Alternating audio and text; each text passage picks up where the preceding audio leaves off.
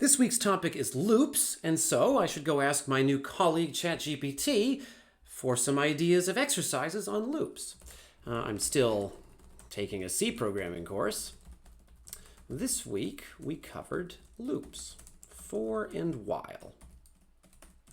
Can you suggest 3 programming exercises involving loops?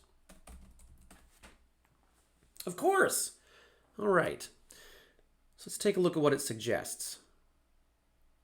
Oh, it's really thinking hard. Okay, so it's got 3 exercises. Exercise number 1, print even numbers. Write a C program that uses a for loop to print all even numbers between a given range. Prompt the user. Okay, now in the last set of videos, we had to keep adapting our exercises to avoid this term prompt the user. I think it's reasonable to ask ChatGPT to sort this out for me.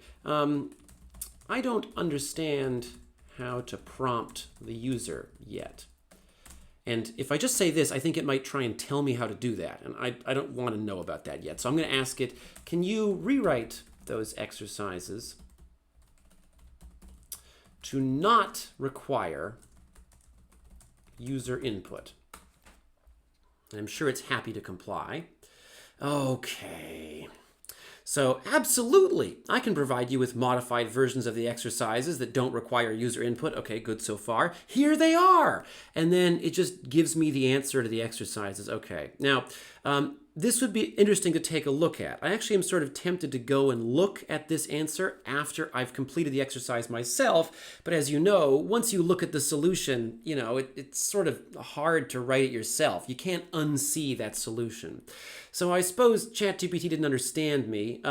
Before I look at those, I could say, sorry, can you rewrite that without showing me the answer? I guess I could try this. Let's see what it does. Okay, there we go.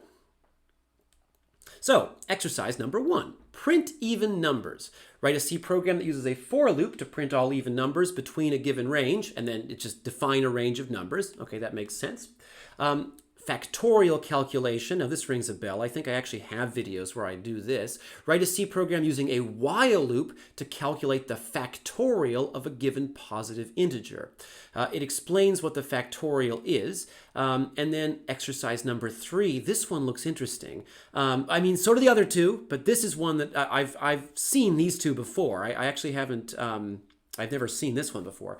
Exercise 3, pyramid of numbers. Write a C program that uses nested for loops to print a pyramid of numbers. The height of the pyramid should be provided as a constant, and the program should print the pyramid pattern based on that height.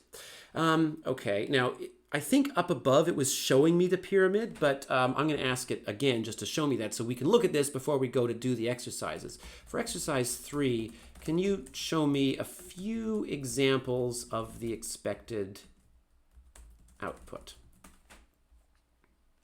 Certainly. Okay, so here are a few examples.